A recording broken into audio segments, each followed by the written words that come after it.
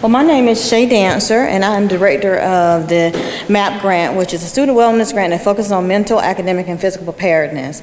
And one of our goals is to work on the disparity in the healthcare field, especially among African American males. So the grant also focuses on a lot of other things, but that's one of the main goals, and that's why we're here today. So according to the World Health Organization, the estimated projected shortfall of 10 million healthcare workers by 2030. All right, so this will have a tremendous impact on our economy and our ability to receive services, especially in this area. So as you can see from these numbers, out of the 21.2 million healthcare workers in the United States, we only have 4.8 that are men. Now this event is for all or anyone that's interested in healthcare, but we definitely know that we have a smaller proportion of men that are in the healthcare industry. So hopefully after listening to this esteemed panel today, we can understand why that gap exists and maybe try to figure out ways to do something about it. Okay? So we're going to ask our VP, Associate VP, Lisa Stevens, to come up and introduce our panelists for tonight. Thank you, Ms. Dancer.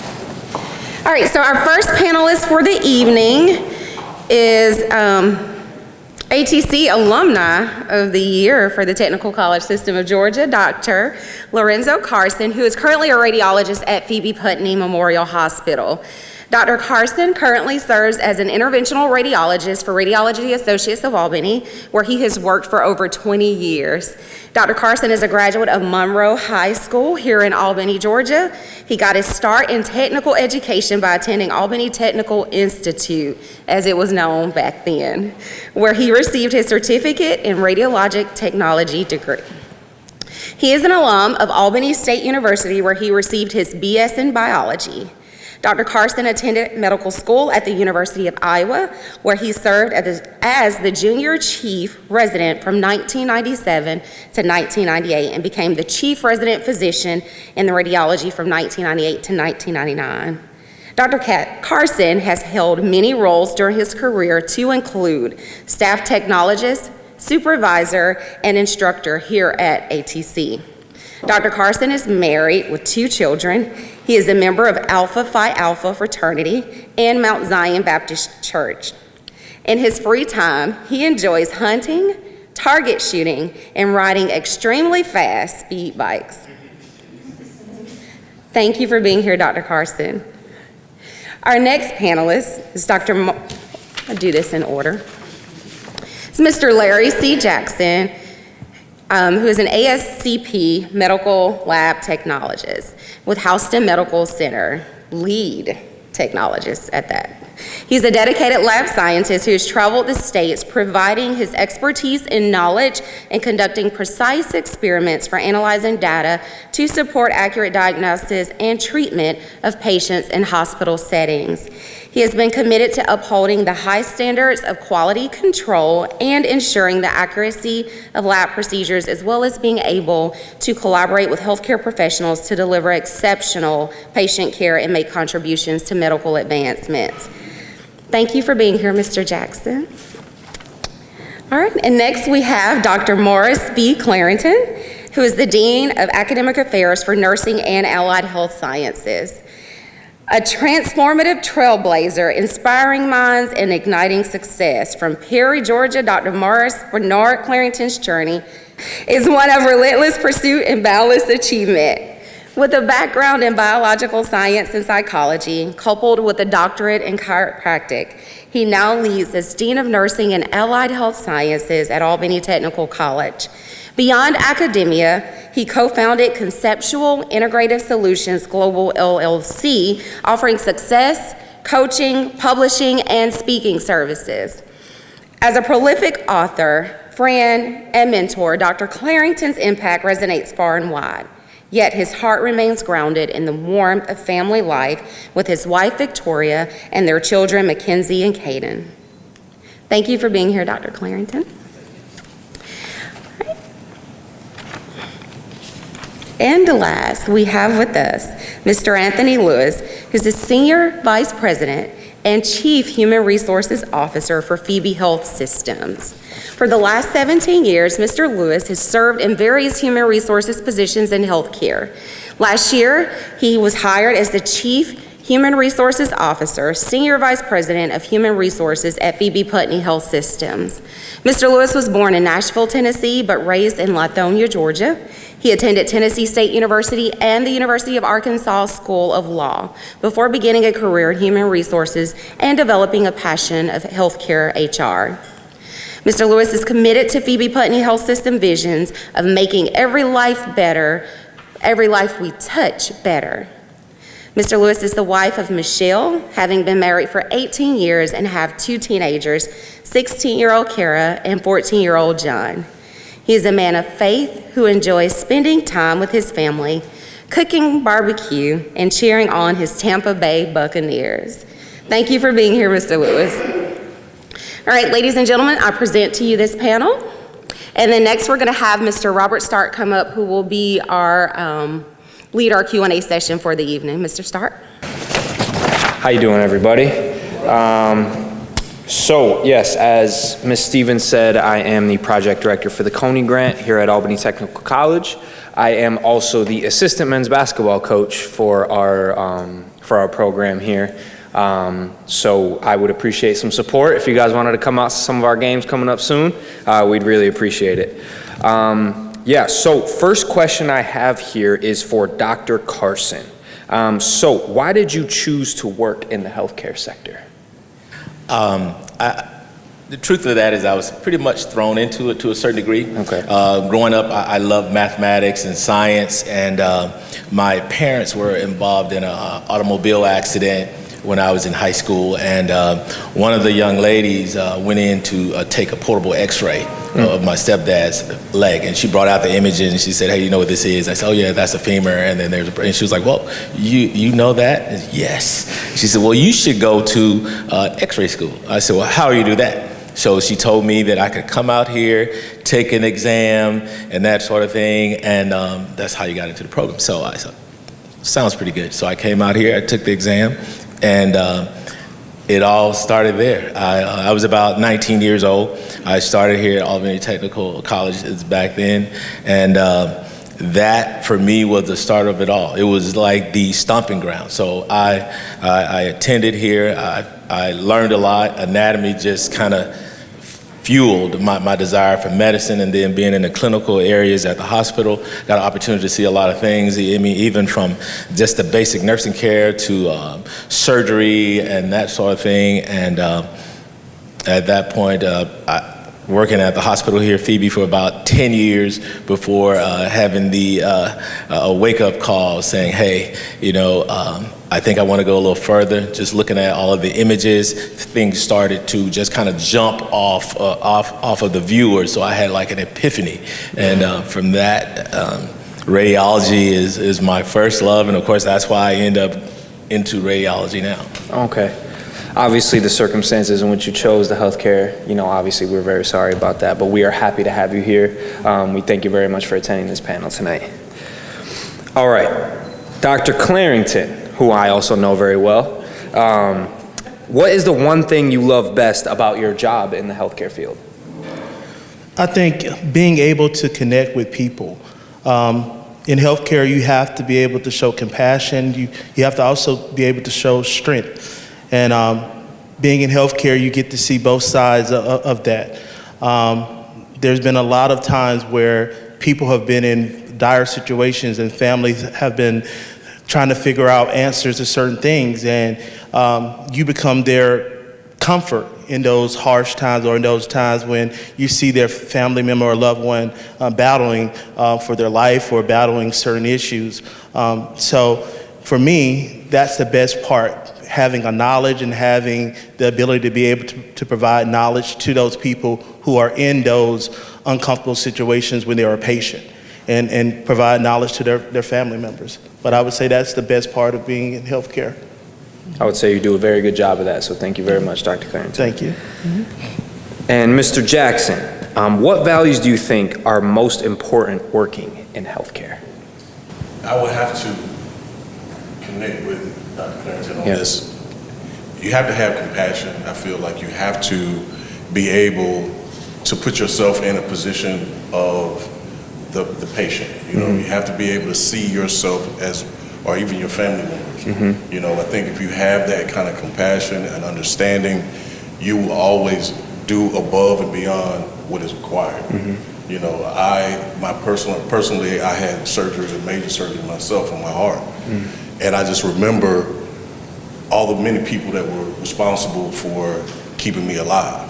You know, so those people were so important in me being here for my family today. So when I got the opportunity to do the same thing, I always remember that. I always remember what it felt like for having someone to take care of me. And so I think those things that is the most important attribute that you can have, is that compassion, that understanding, being able to put yourself in that person's position, and just showing love when no one else is there. Because I remember during COVID, traveling, and some people could not see their families. You were the last person that they could contact or they could talk to as they transition into the next phase of their life. Yeah. So compassion, definitely.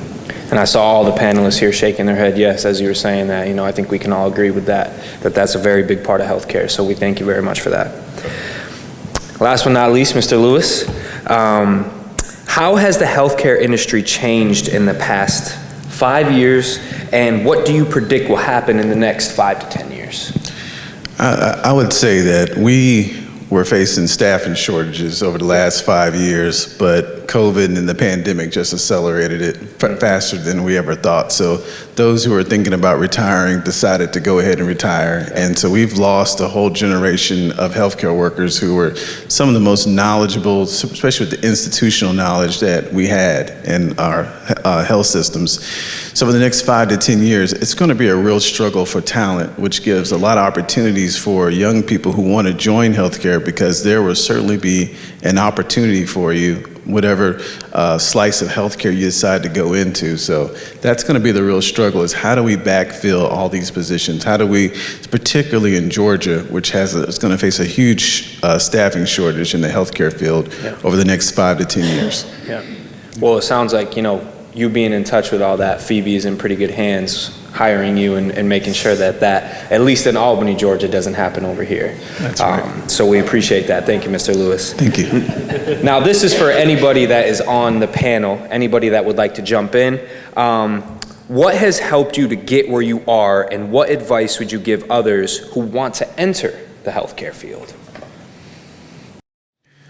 One of the best pieces of advice one of my bosses gave me is that when I first got into healthcare, I wanted to be the corner office like immediately. And I know I'm not a clinician on here, but she set me down. I was probably about 30, 31 years old. And she said, Anthony, you have to grow horizontally sometimes so you can support when you grow vertically.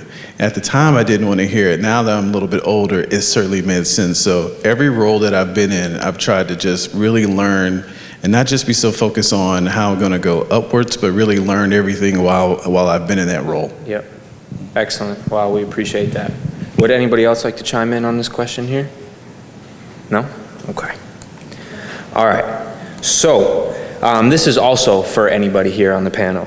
What are some of the common misconceptions people have about men working in the healthcare industry?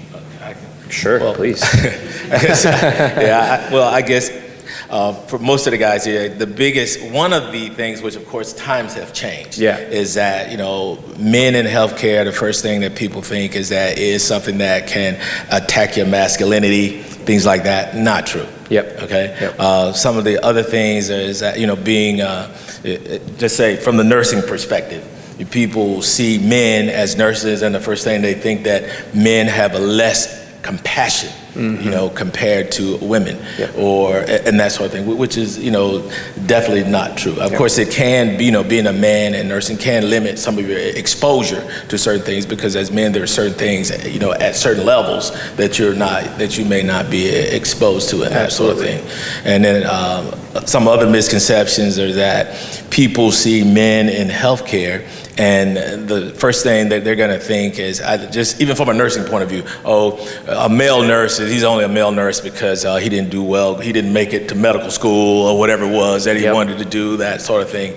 Or thinking that if you see a man in the hospital working, he's either, not that there's anything wrong with it, because we all have a role. That, either this person is in housekeeping or he's cooking or that sort of thing, or he's just a person who's just rolling the patient back and forth. But the reality of that, despite what level it is, whether or not you're that person who's doing the cleaning, we all collectively play a role. And healthcare, none of these things could function without everyone being together and being a team player. Yeah, absolutely. And I'll kind of speak on that as well, because before I came here, I did work in a behavioral health center as a technician there. I faced many of those challenges myself as well. A lot of people went in there and they weren't in their best state of mind, and they thought that I wasn't going to be able to sort of connect with them on a level that maybe that they had the perception that a woman would be able to. I believe I broke down some of those barriers. A lot of people, ended up being happy that I was working there.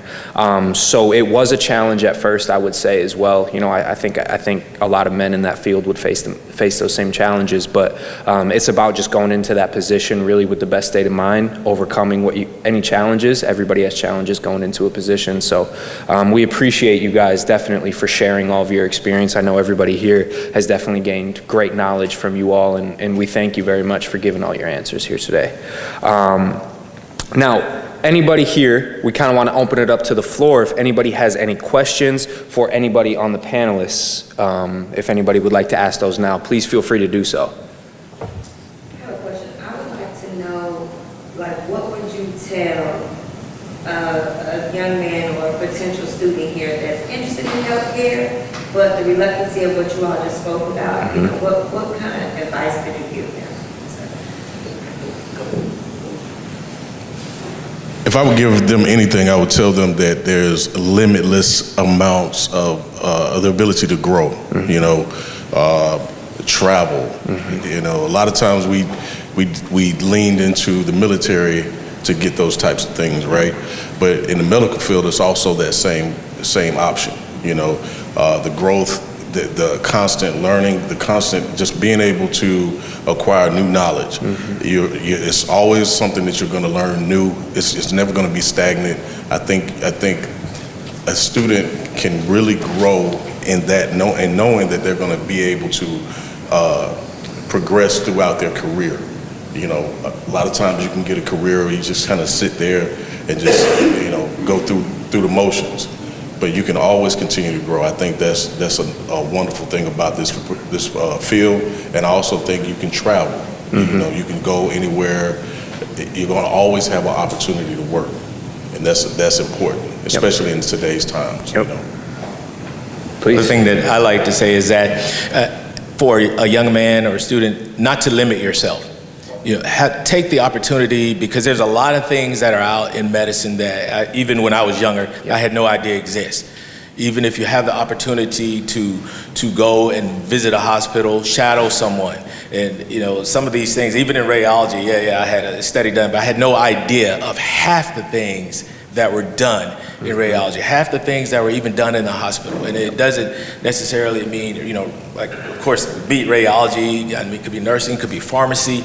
There's a host of different things, a lot of career opportunities that are present. And the only way you'll know is sometimes to research it, or just take the opportunity to come out, visit someone, or hang out with them for a day or so. Yep, absolutely. Or have 4 panelists here with extreme knowledge that will be able to tell them what they need to know, for sure. Is there anybody else? Yes. And you all are all successful, but I know at some point in your lives it was a struggle. What was that struggle like, and how did you overcome that struggle to get where you're at? I'll answer this one. For me, the struggle was actually going to college. I came from a very, very small community, and in that small community, it primarily consisted of family. I was the first of my kind, so to speak. College wasn't a thing that was pushed. So when I mentioned to my parents that I wanted to go to college, and I mentioned to my grandmother that I wanted to go to college, who was the matriarch of the family, they thought I was trying to get out of work. In their mind, college wasn't work.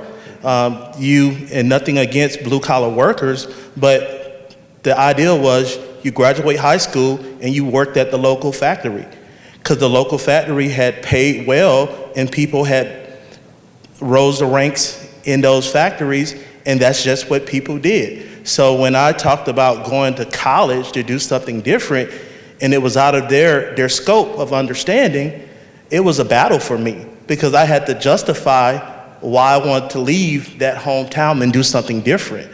So for me to break that cycle was important, not only for just me, but also for my cousins, and I have 30 first cousins. Wow. So yeah, we all stayed at my grandparents' house during the summer times on a farm. But I was the first of my kind. But after that point, when my cousins realized that there are so many options out there available outside of the factory setting, then it opened their minds up to other things as well. And so from that, by me being the first to go to college, every one of my cousins from that point forth went off to college, and we have judges, we have other doctors, we have lawyers, you name it. And it's different because our parents never saw that. They never perceived that we could be what we are today. And it's a pivotal moment for our family now, because they're seeing us thriving and doing something that they never imagined. Yeah. And it was breaking that cycle, generations of cycles. Yep. Absolutely. I guess for me, the biggest impediment would be myself. Because for myself, the biggest challenge is to work for 10 years and have a career, and then decide that you want to take it to the next level, and then step out on faith and just quit your job and then move to the Midwest, not knowing anyone, and say, okay, I'm willing to trust myself to this college tuition, which is that, of course, more than what some people made in a year. And I'm going to risk myself sitting in someone's classroom, and that was just to sit there. That did not include living, and say, okay, I trust myself enough to take this journey. Yep. And Very powerful. Yes, absolutely. I'd like to take a lot of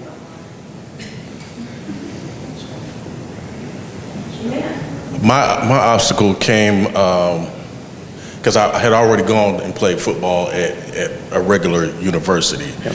And so when I didn't finish there, it was like, okay, what do I do now? Do I continue do I enter the workforce because I got to take care of my family? I got to do the things that need to be done right now. Do I take the chance and invest in myself?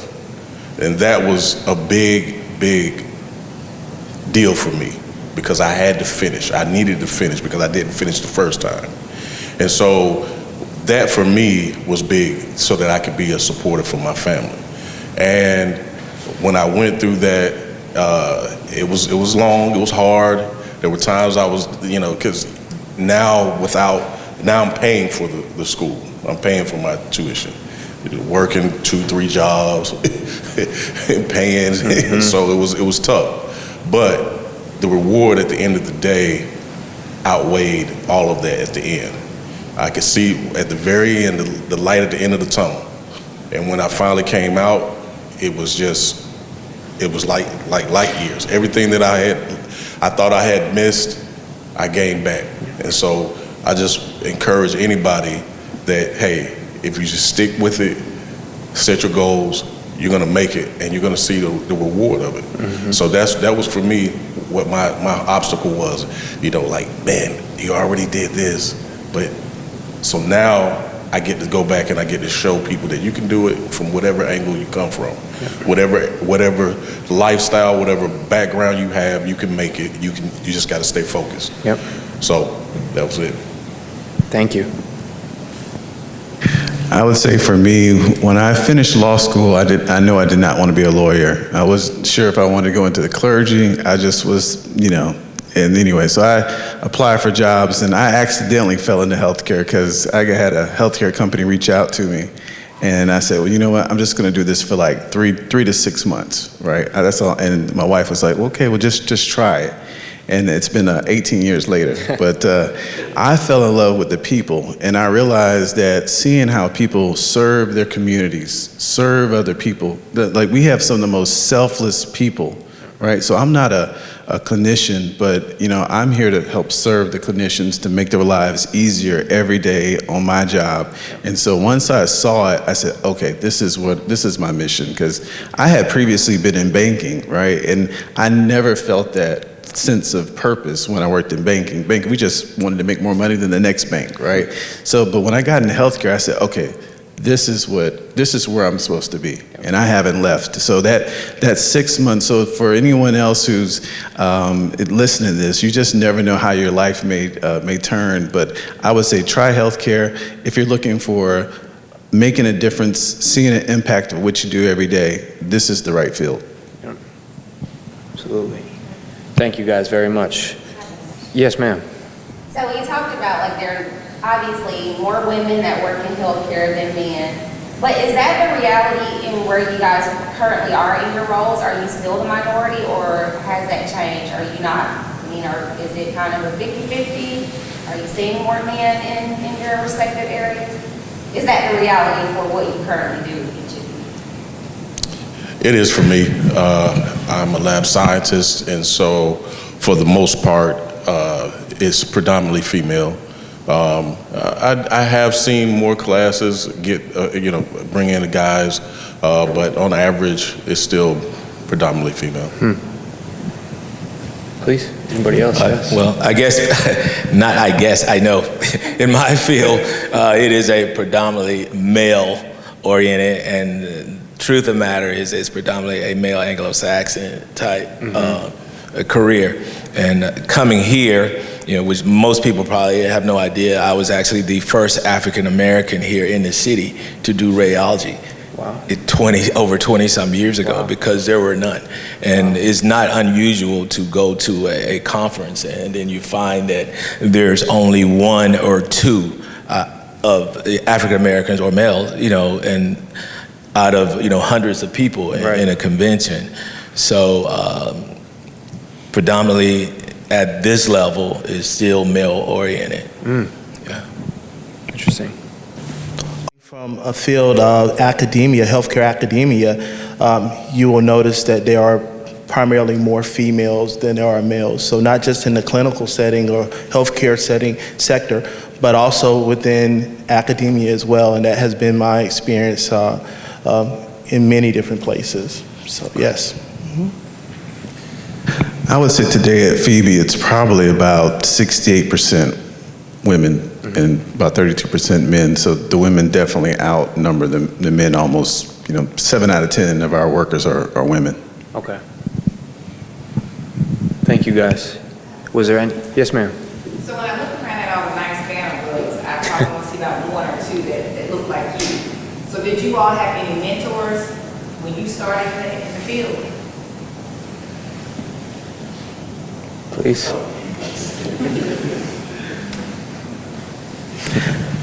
Yes, I had a mentor. It was actually my family doctor at the time. When I asked about healthcare, he mentioned to me that you won't see a lot of people that look like you. But he said, that's fine. Just study the course. And he was also the person that told me that when I get in certain environments, that you have to adapt to your environment. When I went to my undergrad, I went to a predominantly African-American college, at HBCU. And they taught me well, Savannah State University. They taught me well. They taught me how to love myself from my history and also what I was capable of achieving. And one of my professors, Dr. Jaje Johannes, he's no longer with us, he's transitioned, but there were some things that I didn't know I had inside of myself that he brought out of me. And so when I moved forward in my educational journey to my doctoral degree, there was probably less than 5% of the population that was African American. So I went from an environment where it was predominantly black to a predominantly where it was probably, about 7 of us in the entire school. And that was a difference for me. But I was able to show that I deserved to be there because there were comments and there were things that we experienced where we were made to feel as if we weren't worthy of being there. But the things that I had learned from my parents, the things that I had gathered from my mentors taught me to value myself and to know that you deserve to be in the room. So it instilled in me a level of confidence.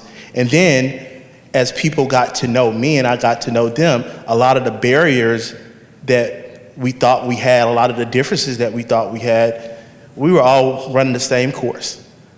We were all trying to get to where we were in life, and this provided us an avenue to get there. So we started to have that camaraderie take place. And I think that was the best experience for me. Because one of the things I feared was when I graduated from my undergrad degree, that I didn't have enough diversity, or people wouldn't see enough diversity when they looked at my CV. But being able to go to a predominantly PWI, as they would say, for my doctoral degree, showed that I had diversity and that I could work with anyone. And I think that was instrumental in my growth as a person as well as in my profession. Please. Well, I didn't really have a mentor, but I'm a firm believer that everyone that crosses your path, they're there for a reason. Yep. So as I worked at the hospital, I remember actually before leaving here, my instructor, when I graduated, she said, "Hey, Lorenzo, you don't need to stop. Just keep going to college." And of course, being a young man from, the South Side, I was like, look, I don't have no money. I got to work, But after working at the hospital, I guess some of the other people, they must have seen something in me because it was nothing for me to go to the operating room, and we would take x-rays in the operating room, and some of the doctors would say, "Hey, Lorenzo, come around here. Let me show you this." And as they're operating on people, stand on a stool and then look down and you can see what the gallbladder looks like, and then they show me all this stuff. Some of the guys would come from the emergency room, we have trauma victims and things, and they would go over stuff. So things like that, even though not necessarily a mentor, but the people who, how shall I say, entered my space, or I entered their space, gave me the encouragement and I should say the charge to be hungry enough to want to learn more. And similar to what he said, how we talk in our community, and it says it takes a village, right? The thing that I saw differently when I went to a university as opposed to the technical institutions was a closer knit, a family type community that kind of was more like a hands-on, kind of gave you inspiration, because sometimes you can get in those big rooms and you're kind of there, you just kind of floating, you're doing your thing, and no one's really noticing you, or no one is really giving you any inspiration to keep going. You have to pull it within. But the team, the camaraderie, the smaller, that kind of inspired me to keep going. I could talk to someone, "Hey, what are you doing on this project?" And we work together a lot in a smaller environment, and that helped me kind of get through those hard times and keep myself inspired to keep going. Because everybody was going, through the hard times. There was points where everybody would go through a point where they didn't know if they should keep going, but we were all working together, and that was I think paramount for us going forward. And then also, like I said, I had great teachers, had great instructors, and they all seemed very like they cared a lot about what I was doing or what I was trying to do. So that was inspirational to me. Good.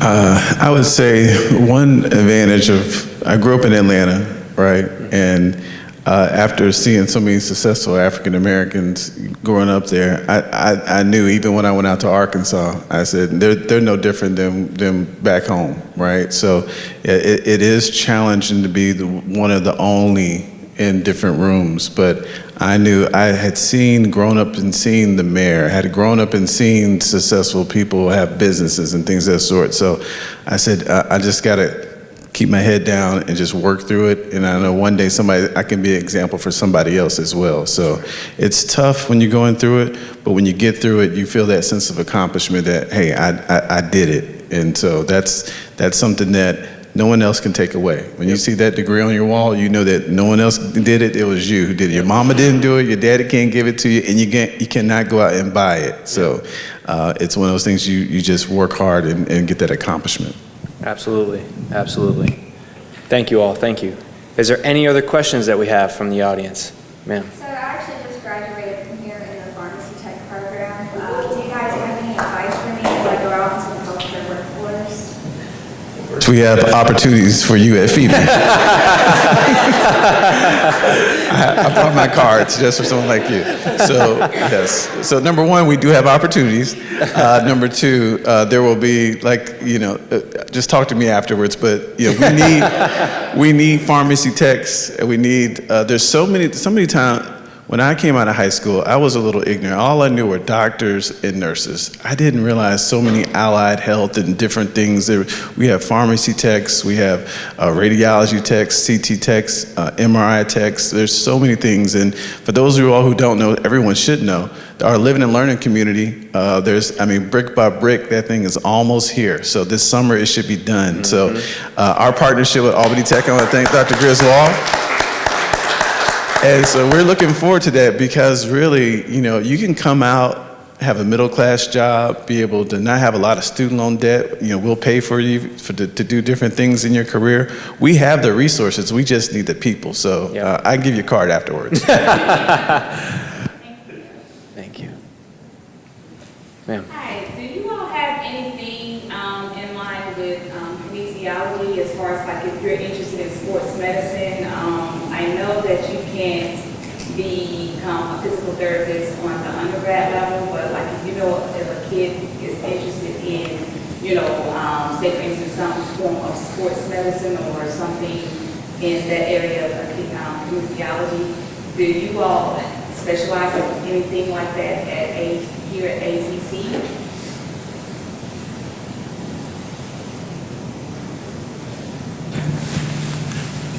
Now, there are a lot of things that you can cross-train into.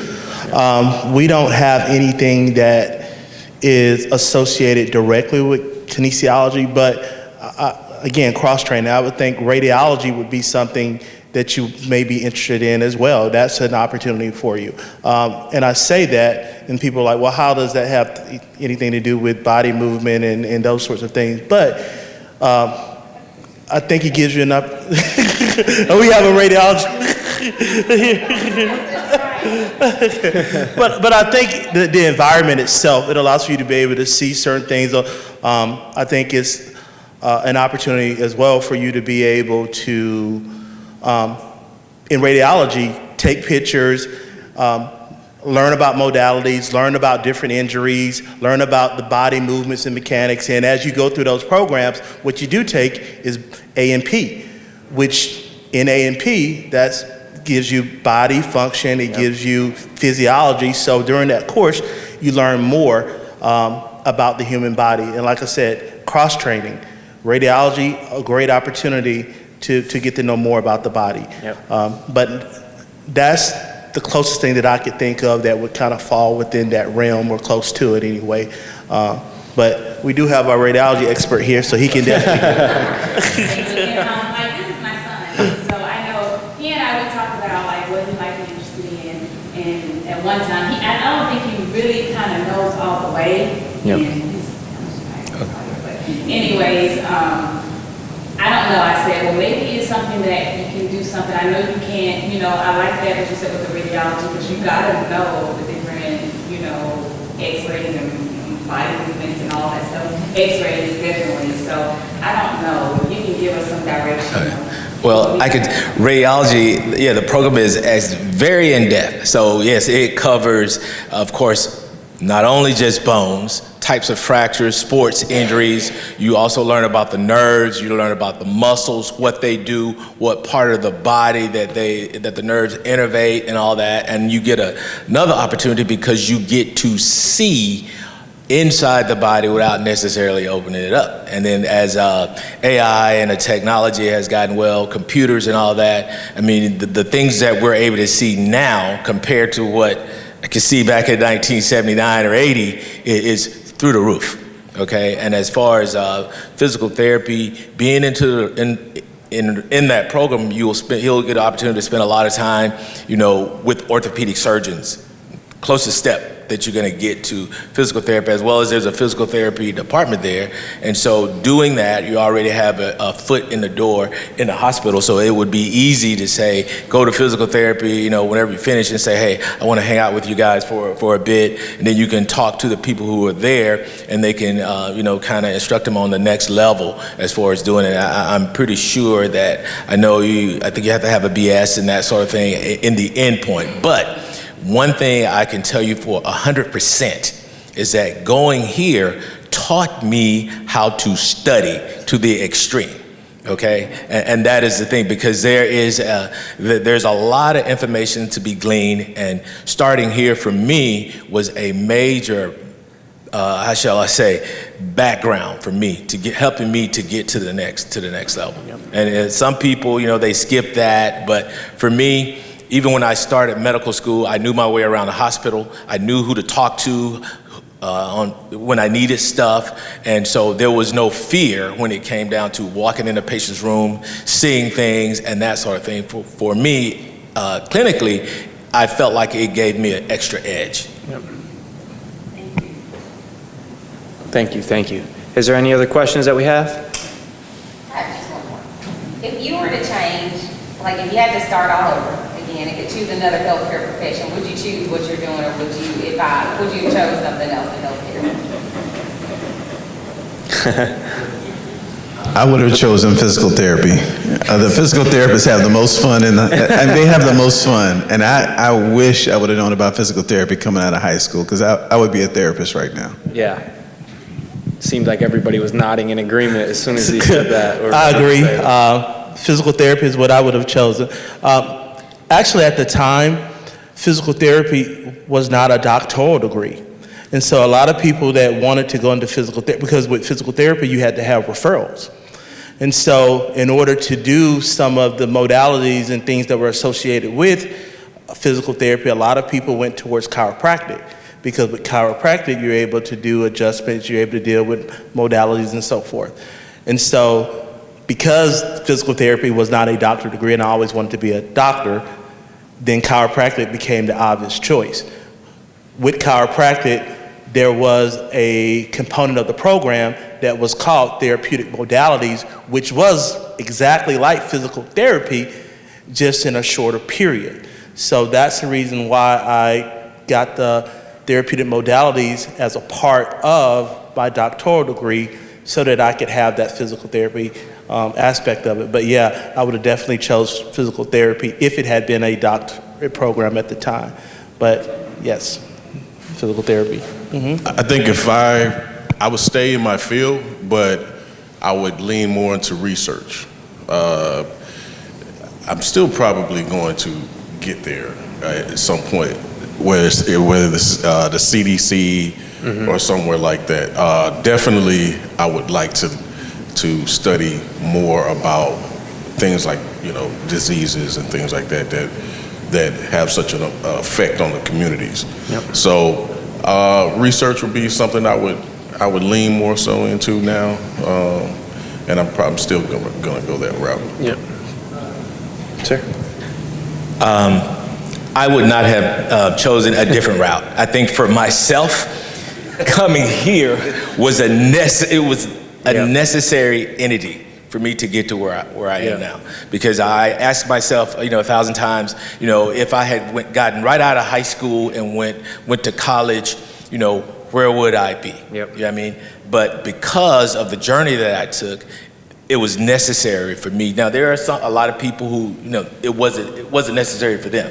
But personally, for me, the journey that I took coming here fueled me to get to where I am now. Yep.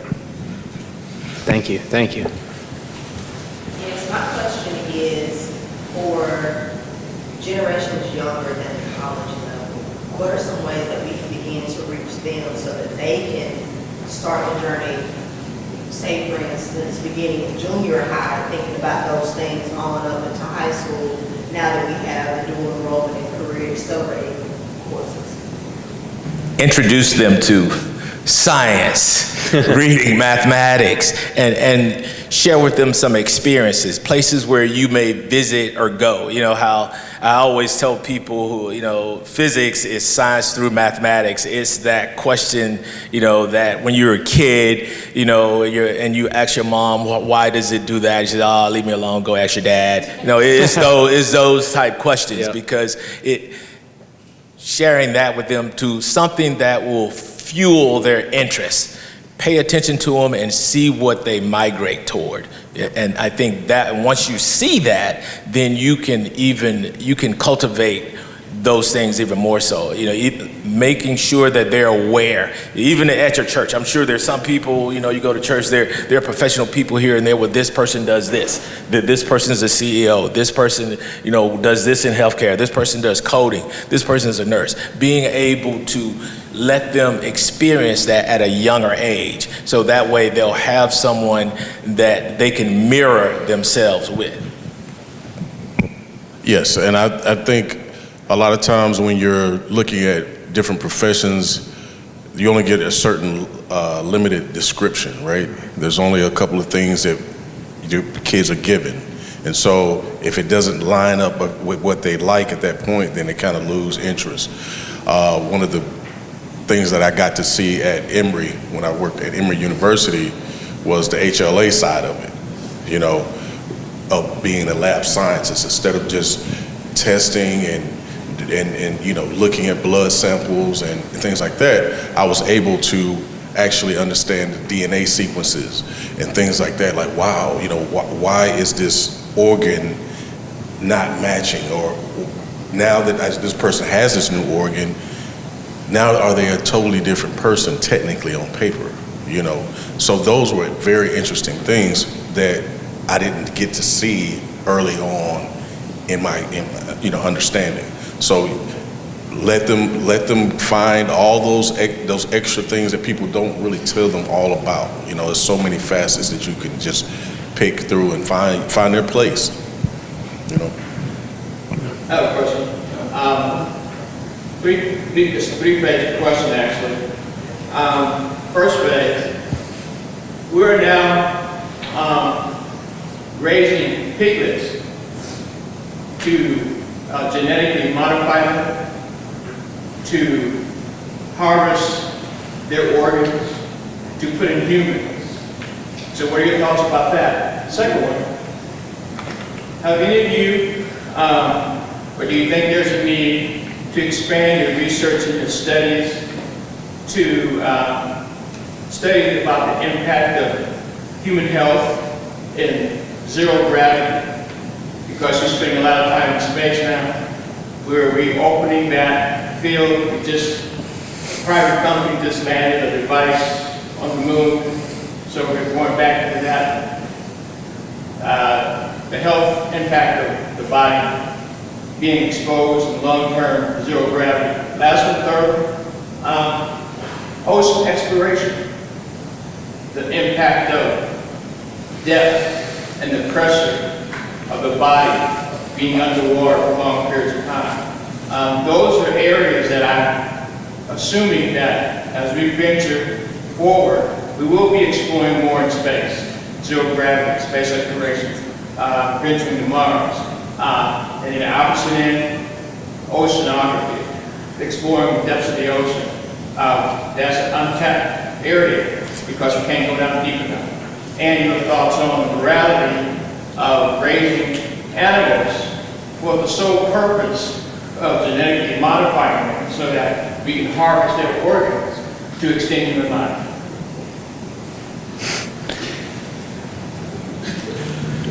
Actually, yes. That's deep, right? I believe that exploration Exploration is what has built a lot of nations. It built this country. It built a lot of other territories. And yes, I think that as far as, because I've did a lot of research in my life, so I think researching these areas, I think is great. And as far as the cloning issue, I believe myself that it would be a great journey to be able to do something like that, because just thinking about the amount of people who this would save. There are people who have animal rights people, who they have issues with animals and whatnot, and they say you should do your research on using computers or using fungus. But would you want your significant other to put on makeup that was just generated, from some computer program, and then not realize that, as you know, something genetically, she could have a reaction to it, and then heaven knows what could happen. So, from the organ-wise, same kind of thing. To be able to harvest organs or generate some type of clone organ I think would be an unbelievable achievement, not just for this nation, but for all mankind. Yeah. Is it okay if I go back to the previous question? I just had one thing I wanted to say for everybody in the room, because I know there's some folks might be parents, but one of the things, I wanted you to come back for this answer. One of the things that we're doing for the middle schools is that we are having them come into our simulation lab, but we're also going out to schools. We've developed VR headsets for the middle schoolers, and we're taking those to HOSA, which is the healthcare organization. For those of you all who are in high school, there are national conferences these days in Atlanta for the state. So we'll have those on display as well too. So we realize from a healthcare shortage, we've got to get into the middle schools and high schools. So Dougherty County, Lee County, and some other Southwest Georgia counties we are working with, and we'll probably partner with Lisa over there as well on how we can get to some of these schools. We did have the superintendents come into the hospital last week, and that's one of the things we're doing is trying to get into those high schools and middle schools to inform people about some of the careers we have. So I just wanted to put that out before tonight. Yeah. And I was going to tell you, I'm over the Academy of Medical Arts program at Westover High School. We definitely need you guys at our school. We have a lot of kids that are interested in healthcare sciences, and some of them are at the HOSA, convention and everything right now. But yes, definitely, I would love to talk to you all. Excellent. As well. Any other questions from the audience? Okay, I think that about wraps it up. Miss Lisa Stevens will go ahead and close this out. Thank you, Mr. Stark, and thank you to our panel. Let's give our panel another round of applause. A couple of things we wanted to celebrate. Our Office of Institutional Effectiveness, our research analyst, was able to pull some data. We started this initiative through our MAP grant, Ms. Dancer and her team, who've done a phenomenal job in organizing this event. Last year was our inaugural one, and we're proud to announce tonight that since our last academic year, which was academic year 23, to our current academic year, we've improved the percentages of males in our healthcare program by 2 percentage points. So we're very excited about that. And we look to see that number to continue to grow. We just want to say thank you for taking time out of your busy schedules to talk with our students, potential students, and our guests this evening. If any of you would like to talk to any of the panelists further after this, I'm sure they're willing to stick around for a little while and chat. But we also have some representatives here at Albany Technical College that would love to talk to you as well. We have members from our TEAMS grant, and TEAMS is an acronym for Teaching Empowering African American Male Students, which is another one of our PBI grants that we've received, and they have a table set up in the back, so that's another support service for our male students here on campus, but not just males, any student they will definitely take on as an advisee. Thanks again for coming tonight, and thank you again to Ms. Stancer, Ms. Stees, and everyone from Albany Technical College and other areas that helped to make tonight's event a success. There are some light refreshments in the back for you to stick around and enjoy as well. Again, thank you.